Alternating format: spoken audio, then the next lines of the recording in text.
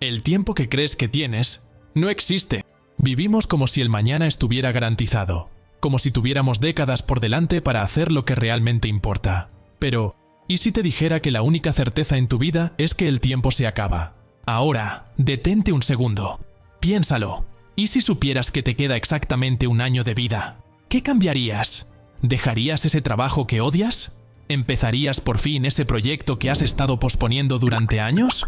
O peor aún, ¿te darías cuenta de que nunca supiste lo que realmente querías de la vida? La mayoría de la gente pospone sus sueños para más adelante, creyendo que tienen mucho tiempo. Pero, ¿qué sucede cuando esta ilusión se hace añicos? ¿Qué sucede cuando alguien se da cuenta de que se está quedando sin tiempo?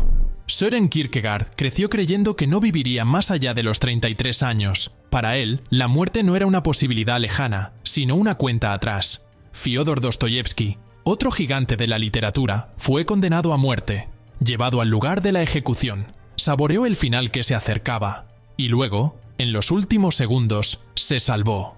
Estos hombres vislumbraron aquello en lo que evitamos pensar cada día, nuestra finitud. Pero en lugar de dejarse aplastar por el miedo, convirtieron la muerte en combustible para vivir de forma intensa e inolvidable. Pero, ¿y nosotros? ¿Necesitamos esperar a que una tragedia, un diagnóstico o un golpe de realidad nos despierten? ¿O podemos aprender esta lección antes de que sea demasiado tarde? Porque la verdad es esta, no hay escapatoria. La muerte nos viene a todos. La única pregunta es, ¿cuándo llegue? ¿Habremos vivido de verdad? Imagina crecer con la certeza absoluta de que no vivirás mucho tiempo. Imagina sentir que, hagas lo que hagas, tu reloj corre más rápido que el de los demás. Para Søren Kierkegaard, el tiempo es una maldición. Para Søren Kierkegaard, esto no era un pensamiento abstracto, era una convicción. Su padre, un hombre profundamente religioso, creía que había cometido un pecado tan grave que su familia estaba maldita. Estaba convencido de que ninguno de sus hijos viviría más allá de la edad de Cristo. 33 años. Y a medida que los hermanos de Kierkegaard morían uno tras otro, esta idea se volvió imposible de ignorar. Piénsalo, la mayoría de nosotros vivimos creyendo que la muerte está muy lejos, que es una preocupación para el futuro. Kierkegaard no tuvo ese lujo. A los 30 años ya sentía el peso de la muerte acercándose, pero en lugar de desesperarse, convirtió este sentimiento en una fuerza abrumadora. Durante los 3 años siguientes, escribió 16 libros: filosofía, religión, existencialismo. Su producción fue intensa, casi demencial. Como si cada página que escribía fuera un intento de negociar con el tiempo, de arrancarle sentido a la vida antes de que se escapara. Y entonces, cumplió 34 años, algo que nunca pensó que sucedería. Su diario de este periodo contiene una frase desconcertante. «Qué extraño es haber cumplido 34 años. Me resulta totalmente inconcebible. Estaba seguro de que moriría antes o exactamente en ese cumpleaños. Incluso creo que mi fecha de nacimiento estaba mal escrita y que seguiré muriendo a los 34. Sobrevivió. Pero, ¿fue un alivio o fue una nueva condena? Porque ahora, sin la fecha límite que siempre lo había acompañado, Kierkegaard tuvo que lidiar con un nuevo miedo. ¿Qué hacer con un tiempo que nunca había planeado tener? Esta es una pregunta que muchos de nosotros enfrentamos sin darnos cuenta. Cuando creemos que tenemos mucho tiempo, desperdiciamos cada segundo sin culpa. Pero cuando sentimos que el tiempo se acaba, cada momento se vuelve valioso. Ahora piensa en tu propia vida. ¿Estás esperando algún tipo de momento adecuado para empezar algo? ¿Aplazas proyectos, conversaciones, decisiones porque crees que siempre habrá un mañana? Kierkegaard nos muestra que el tiempo nunca fue nuestro para empezar. La gran ironía, murió a la temprana edad de 42 años, pero su impacto se extendió a generaciones. Vivió cada año como si fuera el último, y al final, eso es lo que hizo que su existencia continuara mucho más allá de su muerte. Pero no todo el mundo necesita llevar la certeza de una maldición para sentir el peso del tiempo. A veces, la realidad de la muerte llega de forma mucho más brutal, sin previo aviso, sin tiempo para prepararse, y nadie entendió esto mejor que Dostoyevsky. ¿Este contenido te está haciendo reflexionar y provocando nuevas maneras de pensar? Si es así, haz clic en el botón Super Thanks justo aquí abajo del video. Es una forma de decir gracias y de ayudarme a llevar más contenidos como este a quienes necesitan reflexionar sobre la vida. Si supieras que solo te quedan 3 minutos de vida, ¿qué pasaría por tu mente? ¿De qué te arrepentirías? ¿De qué te arrepentirías? En 1849, Fyodor Dostoyevsky vivió esta experiencia de verdad. Fue condenado a muerte. Y no fue solo un juicio lejano y abstracto. Lo llevaron al lugar de la ejecución. Se puso la túnica blanca de los condenados. Escuchó el sonido de las armas que se preparaban. Miró a los ojos vacíos de los soldados a los que se ordenaría matarlo. Y fue exactamente allí, a segundos de la muerte, cuando toda su vida pasó ante sus ojos. El tiempo que había perdido, las discusiones sin sentido, los momentos que podría haber vivido con más intensidad. Todo se convirtió en una absoluta desesperación. Habría hecho todo de otra manera, pero ahora era demasiado tarde. No había más tiempo. O eso creía él. En el último momento, cuando los rifles ya apuntaban a su pecho, llegó la sorpresa. La ejecución fue cancelada. El zar decidió perdonarlo, pero no sin hacer un espectáculo público de ello. Quería que Dostoyevsky y los demás prisioneros sintieran el peso de la muerte, solo para ser salvados y enviados a un campo de trabajos forzados en Siberia. La escena, planeada como una obra de terror, tuvo un efecto inesperado. Dostoyevsky renació. Después de ese día, nunca volvió a ser el mismo. Vio cada momento con nuevos ojos. Se dio cuenta de que la vida estaba en él y no en el mundo que le rodeaba. En una carta escrita poco después de este acontecimiento, dijo: «Cuando pienso en cuánto tiempo se ha perdido, en cómo he desperdiciado mi vida, mi corazón se aprieta de dolor. La vida es un regalo, la vida es felicidad. Cada segundo puede ser una eternidad de alegría. Ojalá los jóvenes lo supieran». Dostoyevsky tuvo la oportunidad de reescribir su historia, pero esto plantea una pregunta inquietante. ¿Cuántas personas llegan al final de sus vidas sin esa segunda oportunidad? ¿Con qué frecuencia nos encontramos perdiendo el tiempo en preocupaciones triviales, creyendo que todavía tendremos años para hacer lo que realmente importa? Pero, ¿qué sucede si esta ilusión se hace añicos? ¿Qué sucede cuando nos damos cuenta, como Dostoyevsky, de que el tiempo que creemos tener podría desaparecer en cualquier momento? Dostoyevsky tuvo un encuentro brutal con la muerte, pero la verdad es que la mayoría de nosotros nunca pasamos por una experiencia tan intensa. Nunca nos enfrentamos a la finitud, y quizás por eso vivimos como si el tiempo fuera infinito. Nuestros cerebros han sido programados para evitar pensar en la muerte. Este mecanismo tiene un nombre: teoría de la gestión del terror. Según esta teoría, cuando nos enfrentamos a la idea de la muerte, nuestro instinto inmediato es apartar la mirada.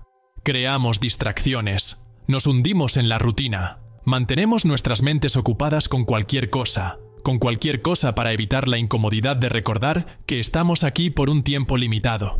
Y así pasa el tiempo, y sin darnos cuenta, posponemos todo lo que realmente importa. ¿Cuántas veces te has dicho a ti mismo: un día lo haré, luego lo solucionaré, aún tengo tiempo? Pero la verdadera pregunta es: ¿y si no lo tienes? Muchas personas, cuando llegan al final de sus vidas, se dan cuenta de que nunca se hicieron cargo de su propio tiempo.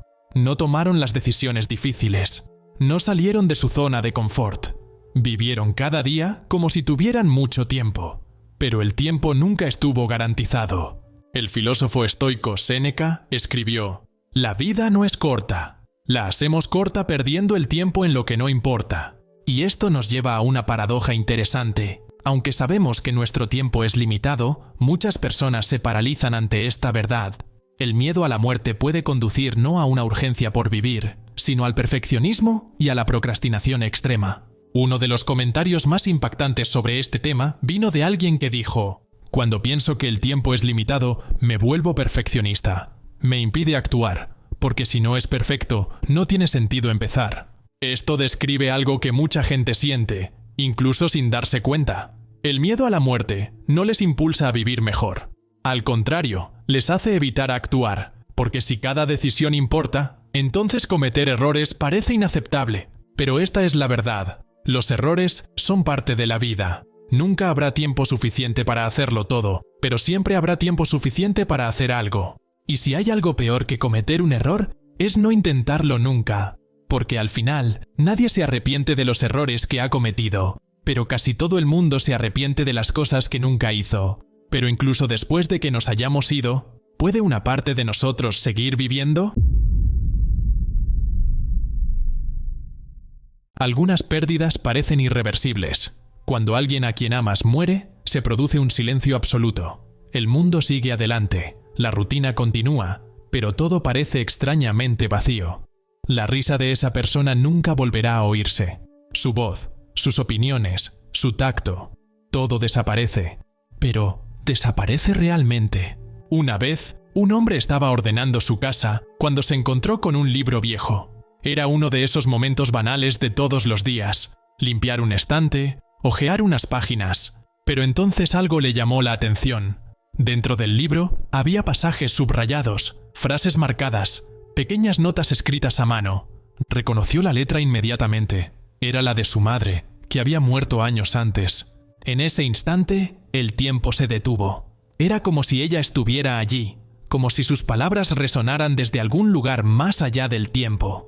Recorrió las páginas con los dedos, tratando de imaginar lo que ella pensaba cuando leía esas frases. ¿Por qué había elegido marcar ciertos pasajes y no otros?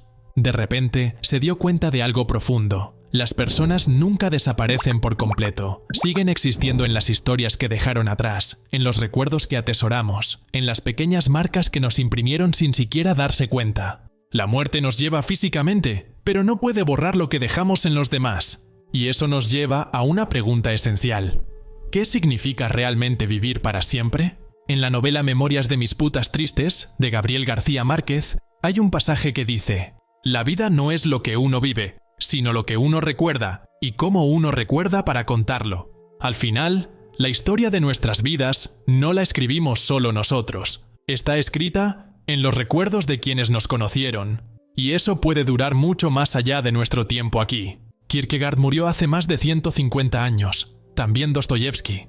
Pero de alguna manera siguen vivos. Ahora hablamos de ellos. Sus palabras han atravesado el tiempo. Sus ideas siguen resonando. Eso es la inmortalidad. Pero eso nos lleva a otra inquietante reflexión. ¿Qué estamos dejando atrás? La mayoría de la gente no piensa en ello. Viven inmersos en preocupaciones triviales, se irritan por pequeñas frustraciones cotidianas, se ocupan de tareas que al final no importarán en absoluto. Viven como si lo que hacen no tuviera eco una vez que se hayan ido. Pero lo tiene. Todo tiene eco. En Japón existe un concepto llamado wabi-sabi.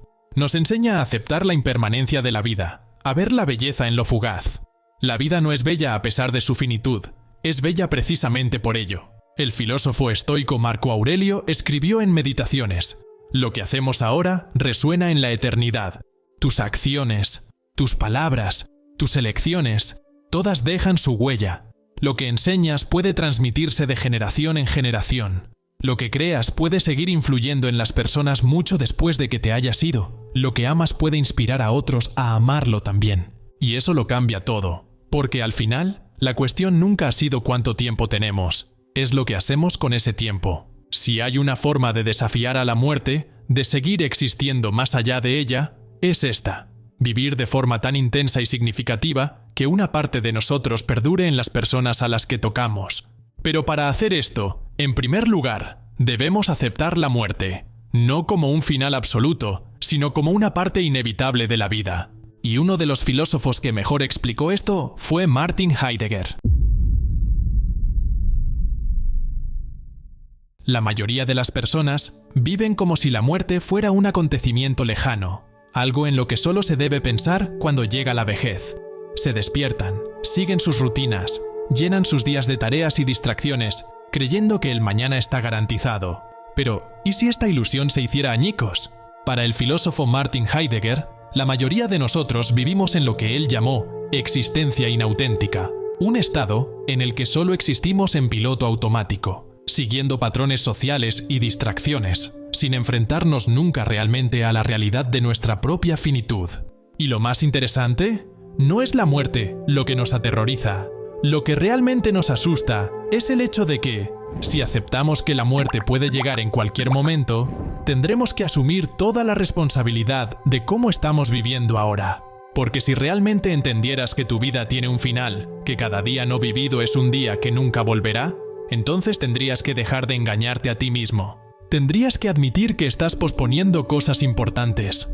que estás pasando demasiado tiempo con personas que no aportan nada a tu vida, que te estás ocupando de trivialidades mientras los días pasan sin que te des cuenta. Y afrontar esta verdad es incómodo, así que la evitamos. Preferimos fingir que tenemos mucho tiempo. Pero Heidegger nos advierte: esta evitación nos impide vivir.